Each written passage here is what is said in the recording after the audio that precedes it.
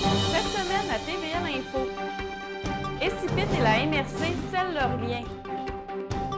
Les fraudes grands-parents dans la région et un premier centre canin ouvre ses portes.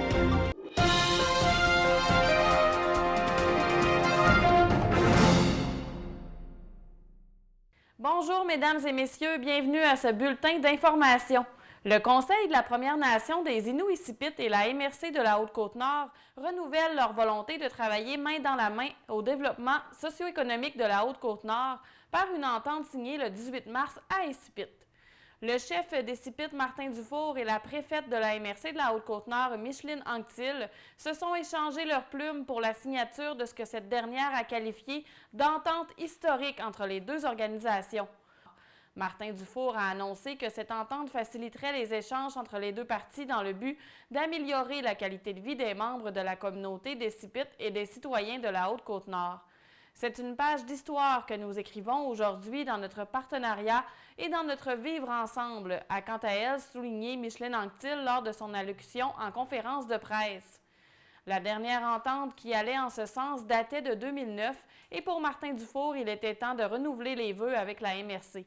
C'est pourquoi un comité de gestion sera mis sur pied pour assurer un dialogue constant sur l'occupation et la gestion du territoire, chevauchant le Nitassinan d'ESIPIT et le territoire de la MRC. Martin Dufour a indiqué que des projets économiques seront à discuter, tout en mentionnant l'occupation du territoire et l'émission des baux de villégiature comme exemple de ce travail conjoint. L'entente de respect mutuel en vigueur durera 5 ans et sera renouvelable par consentement mutuel. La Sûreté du Québec appelle la population à la vigilance après plusieurs signalements de tentatives de fraude dans le secteur de Bécomo et de la Haute-Côte-Nord. Le stratagème utilisé communément appelé fraude des grands-parents vise principalement les aînés en exploitant leur inquiétude pour leurs proches. Les personnes ciblées ont été appelées par téléphone en mentionnant qu'un de leurs proches, souvent un petit-fils, était détenu ou avait eu un accident et avait besoin de quelques milliers de dollars pour se sortir de cette situation.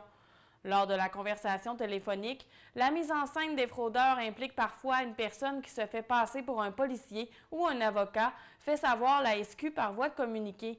Les fraudeurs ont recours à des stratagèmes variés pour arriver à leur fin et soutirer de l'argent à leurs victimes. Lorsqu'ils utilisent ces arnaques, les fraudeurs profitent de la vulnérabilité de certaines personnes pour leur mettre de la pression. C'est pourquoi il faut s'assurer de toujours faire les vérifications nécessaires avant de faire confiance à quiconque, rappellent les autorités policières. Voici quelques conseils de prévention. Ne remettez jamais d'argent à un inconnu ou à une personne dont vous n'avez pas vérifié l'identité. Si un individu prétend agir au nom d'un organisme, communiquez directement avec l'organisme. Ne divulguez jamais de renseignements personnels à un individu qui ne peut prouver sa légitimité.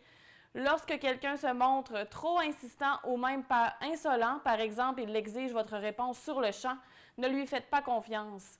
Appelez les parents, un autre membre de la famille ou des amis de la personne afin de vérifier la validité de l'histoire qui vous a été présentée.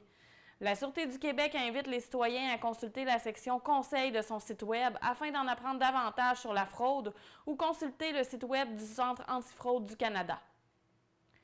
Nathalie Jean œuvre dans le domaine de la santé mentale depuis 33 ans. Ayant elle-même dû composer avec des troubles anxieux, elle veut redonner et partager ses outils avec les citoyens de la Côte-Nord. Une première conférence aura lieu le 1er avril à la salle des loisirs de Tadoussac. Celle qui est originaire de Québec et qui complète présentement un certificat en intervention en santé mentale reçoit beaucoup de commentaires de la part de parents qui s'inquiètent pour leurs enfants ou de professeurs qui ont des élèves aux prises avec l'anxiété. Elle a donc voulu utiliser sa spécialité pour les aider. Nathalie Jean a écrit un livre sur l'anxiété qui se nomme « Guérir de ses peurs ». Elle a aussi partagé ses connaissances à la télévision, à la radio et à l'émission « Salut, bonjour ».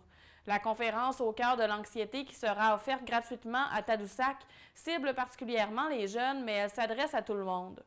De plus en plus de jeunes sont touchés par l'anxiété selon la conférencière qui soutient que la pression est plus grande. Son plus jeune client avait 4 ans et il faisait déjà des crises de panique.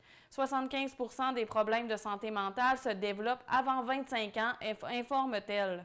Les outils qui seront présentés pourront être utilisés par tous et la conférence sera interactive.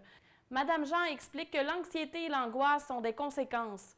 Même si on entend qu'on doit vivre avec, c'est totalement faux, dit-elle, en précisant qu'il faut plutôt apprendre comment faire face à l'anxiété. Nathalie Jean invite également les intervenants et les enseignants puisqu'ils ont à côtoyer des élèves qui sont anxieux, comme ceux qui s'en vont au secondaire l'année prochaine. La conférence durera au minimum 1 heure, tout dépendamment du nombre de personnes présentes.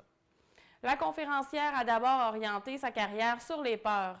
Elle a été elle-même agoraphobe et claustrophobe, en plus d'être atteinte par les troubles obsessionnels compulsifs et le syndrome de stress post-traumatique. C'est que son enfance a été teintée de moments difficiles. Elle est arrivée au monde avec une mère schizophrène et un père pédophile. Véritable force de la nature, la Tadoussacienne d'adoption a réussi à s'en sortir après 28 années à se réparer. Elle a étudié la psychothérapie et a réussi à aider des milliers de personnes partout dans le monde. La future intervenante en santé mentale espère offrir sa conférence à plusieurs endroits dans la région. Une perquisition de stupéfiants s'est déroulée le 14 mars dans une résidence de la rue Vincent à Forestville. Un homme de 48 ans a aussi été arrêté. Les policiers du poste de la MRC Haute-Côte-Nord, accompagnés des enquêteurs de la Division des enquêtes sur les crimes majeurs, ont mené l'opération. Le résident de l'endroit qui a été arrêté a comparu en après-midi relativement à des accusations en matière de trafic et de possession de stupéfiants, en plus de bris d'ordonnance. Lors de la perquisition, les policiers ont saisi plus de 45 grammes de cocaïne, plus de 6 grammes de champignons magiques, une petite quantité de concentré de cannabis, un pistolet à air comprimé et 3 couteaux.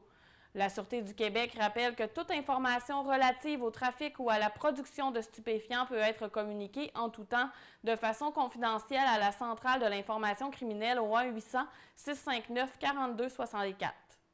La prochaine édition du colloque Entreprendre en région se tiendra sous la présidence d'honneur du producteur agricole Yves Laurencel de Longrive. Un souper-conférence mettra aussi en vedette l'animateur et ancien hockeyeur originaire de Bécomo, Dave Morissette.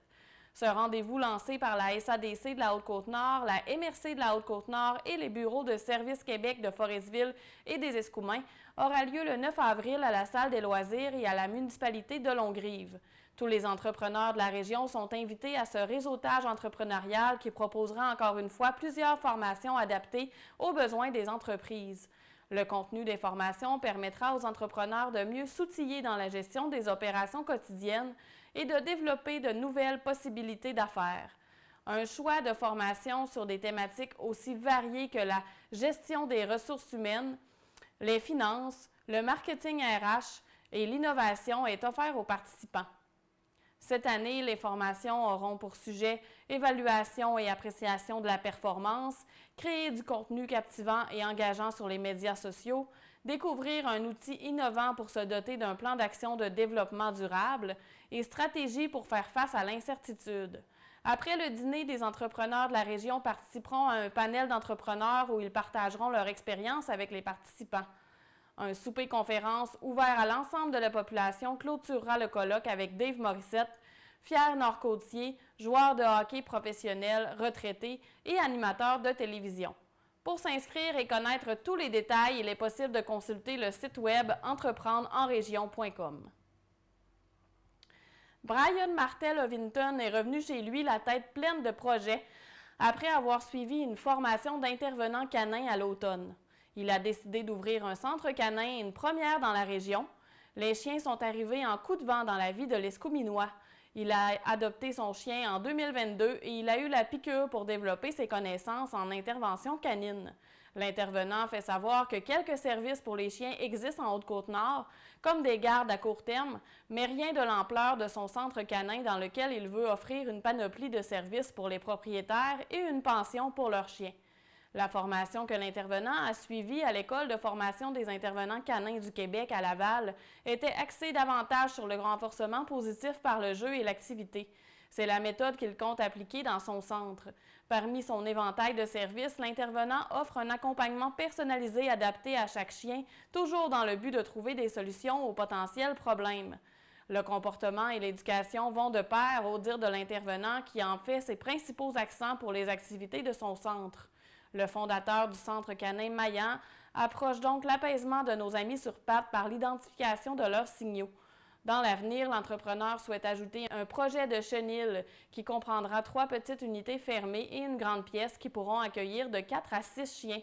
Il vise l'été pour la construction du chenil et parle de durée de séjour qui seront au gré des propriétaires de chiens. Pour l'instant, Brian Martel-Ovington est ouvert aux chiens de tous les âges, mais pas aux races considérées dangereuses. C'est ce qui met fin à ce bulletin d'information. Au nom de la télévision du Littoral, j'offre mes sincères condoléances à la famille de Francine Beaulieu, qui a occupé le poste de directrice générale de la Fédération des télévisions communautaires du Québec de 2008 à 2013. Décédée récemment, Mme Beaulieu a toujours cru en la mission de la télévision communautaire au Québec et a travaillé avec cœur et détermination pour assurer la pérennité de notre réseau. Merci de votre écoute. À la semaine prochaine.